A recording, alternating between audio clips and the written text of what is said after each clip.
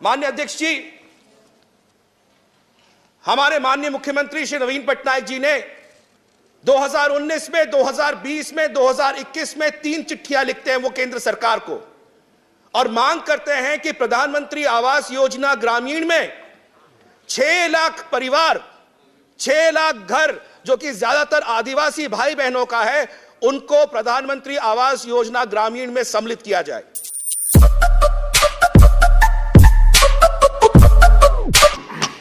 Doctor Sasmit Patra जी।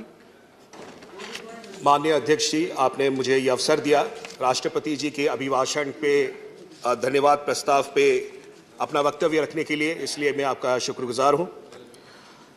मेरे नेता माननीय मुख्यमंत्री श्री नवीन पटनायक जी की ओर से, बीजू जनता दल की ओर से, मेरी पार्टी की ओर से हम लोग इस वोट ऑफ थैंक्स को समर्थन करते हैं, इस धन्यवाद प्रस्ताव को समर्थन करते हैं। मान्यवर, धन्यवाद प्रस्ताव को समर्थन करते हुए आज मैं बड़ी भारी दिल से यह कहना पड़ रहा है कि समानता की जो विषय है, समानता का जो सोच है, जो आदर्श है, जो फेडरलिज्म की स्ट्रक्चर है, जो संघीय व्यवस्था का चर्चा हम करते हैं, वो संघीय व्यवस्था का चर्चा जो है कहीं ना कहीं आज घटता हुआ दिख रहा है। ये मैं क्यों कहता हूं? उसको शुरू करने से पहले माननीय राष्ट्रपति जी के अभिभाषण के पैराग्राफ नंबर 14 पे मैं आपका ध्यान आकर्षण करना चाहूंगा, जिसमें कि उन्होंने बताया था कि बाबा साहेब डॉक्टर भीमराव अंबेडकर जी का वो वक्तव्य उन्होंने उसमें जाहिर किया था, जिसमें अंबेडकर जी ने कहा है, माई ideal would be a society based on liberty, equality and fraternity. Equality, समानता, सारे राज्य एक समान, कोई ज्यादा नहीं, कोई कम नहीं, किसको ज्यादा प्यार नहीं, किसी को कम प्यार नहीं, सबको इक्वालिटी। ये बाबा साहेब भीमराव अंबेडकर की सोच का जो वर्णन राष्ट्रपति जी ने किया है, अति सुंदर है। बट क्या यह वास्तविकता में हो रहा है? आज वास्तविकता में नहीं हो रहा है। यह वास्तविकता में क्यों नहीं हो रहा है, इसके बारे में मैं जिक्र करना चाहता हूं। माननीय अध्यक्ष जी, हमारे माननीय मुख्यमंत्री श्री नवीन पटनायक जी ने 2019 में, 2020 में, 2021 में 3 चिट्ठियां लिखते हैं वो केंद्र सरकार को और मांग करते हैं कि प्रधानमंत्री आवास योजना ग्रामीण में 6 लाख परिवार, 6 लाख घर जो कि ज्यादातर आदिवासी भाई बहनों का है, उनको प्रधानमंत्री आवास योजना ग्रामीण में सम्मिलित किया जाए। उसके लिए क्या करना पड़ेगा? केंद्र सरकार का एक आवास पोर्टल है मान्यवर, उस आवास पोर्टल को खोलना पड़ेगा। 3 साल से यह आवास पोर्टल खुल नहीं रहा है, यह खिड़की बंद है और यह खिड़की जो है खुलने का नाम नहीं ले रहा। मगर यह खिड़की किसके लिए खुलता है? यह खिड़की खुलती है उन राज्यों के लिए जिनको कि केंद्र सरकार शायद ज्यादा प्यार करते हैं। इस साल जनवरी 2022 में जब जनवरी 13 तारीख को यह खिड़की खुली, खिड़की किसके लिए खुली? ओडिशा राज्य जो 3 साल से मांग कर रहा है, हमारे माननीय मुख्यमंत्री श्री नवीन पटनायक जी 3 साल से मांग कर रहे हैं, उनके लिए नहीं खुला। खुला किसके लिए? कर्नाटक के लिए। अच्छी बात है, कर्नाटक के लोगों के लिए, उनके 25 लाख परिवारों के लिए यह खिड़की खुली, अच्छी बात है। मगर ओडिशा के 6 लाख आदिवासी भाई बहनों ने ऐसा क्या गुनाह किया है जिसकी वजह से 3 साल से उनके लिए खिड़की नहीं खुल रही है? यह वास्तविकता समझ में नहीं आ रहा। मान्यवर,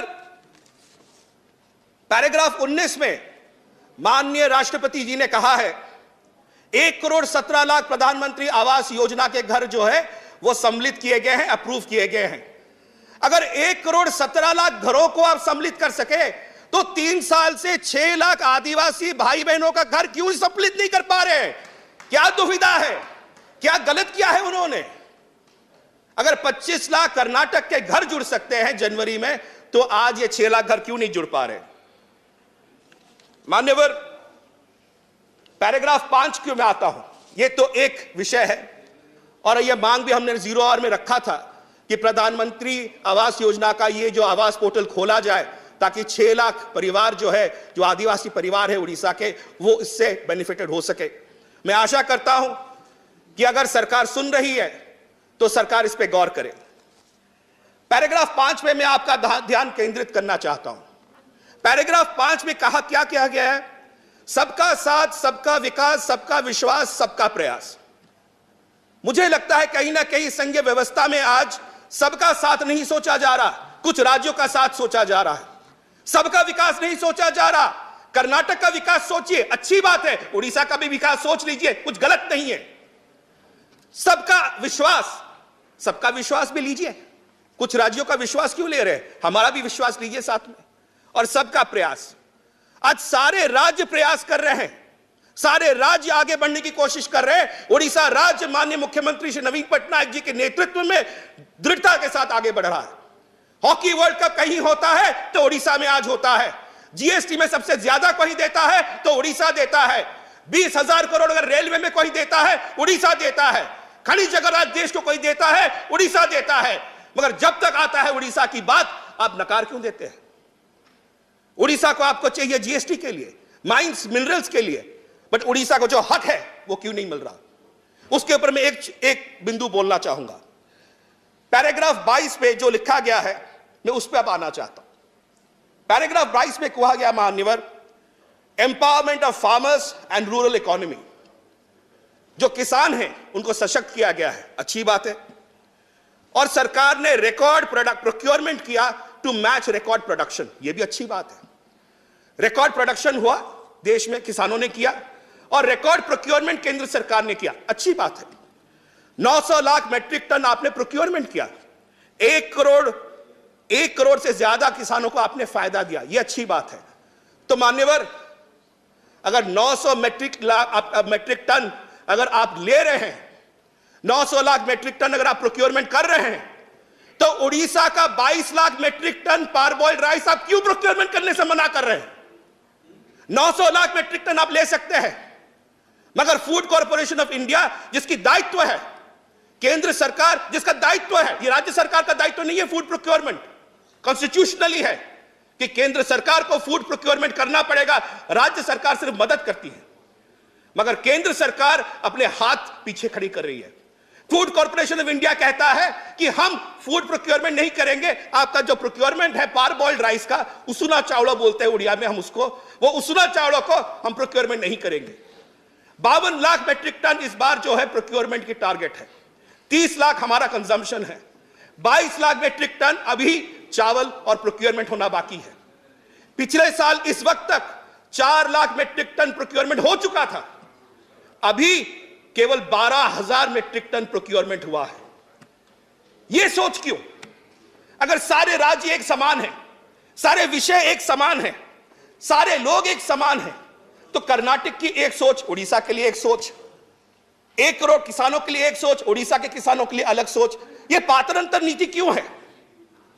मैं आखिर में एक ही चीज कहूंगा मान्यवर, मैं फिर वही बाबा साहेब की उस बात को दोहराऊंगा और फिर अपना वक्तव्य बंद करूंगा।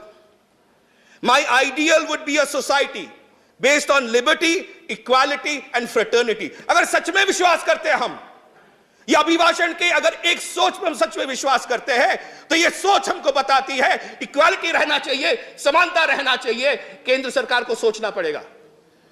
फेडरलिज्म का शब्द मैं ढूंढ रहा था सर, मुझे फेडरलिज्म का शब्द कहीं दिखा नहीं, हो सकता है मेरी अज्ञानता हो, मुझे दिखा नहीं है। फेडरलिज्म का शब्द ही नहीं है, संघीय व्यवस्था का कोई शब्द ही नहीं है। संघीय व्यवस्था की क्या आवश्यकता नहीं है? यह संघीय व्यवस्था आउट ऑफ कॉन्टेक्स्ट हो गया, आउट ऑफ सिलेबस हो गया, या आउट ऑफ डेट हो गया।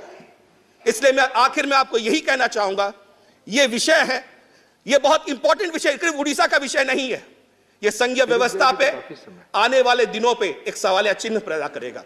मैं आशा करता हूं अगर सरकार सजाग है, सरकार सोच रही है, सुन रही है, तो इन मांगों पे काम करें। बहुत बहुत धन्यवाद आपका। धन्यवाद। डॉक्टर के केशव राव जी।